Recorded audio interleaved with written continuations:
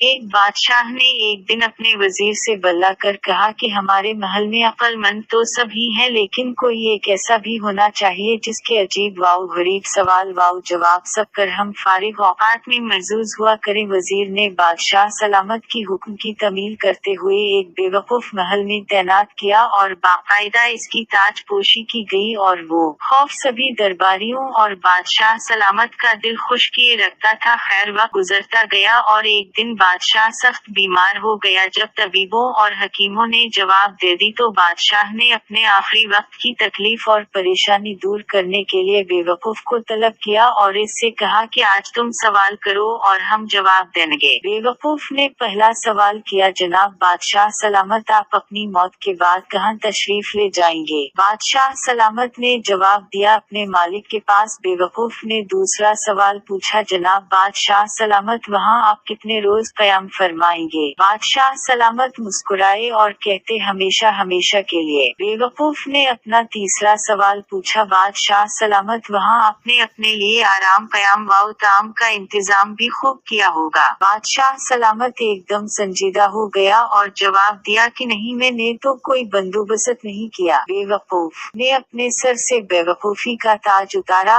اور بادشاہ سلامت کے سر پر رکھتے ہوئے بولا، پھر مجھ سے زیادہ اس تاج کے حقدار آپ ہیں۔ جہاں ہمیشہ نہیں رہنا تھا وہاں اتنی بڑی سلطنت بنا لی، اور جہاں ہمیشہ رہنا تھا وہاں کے لیے کچھ بھی انتظام نہیں کیا۔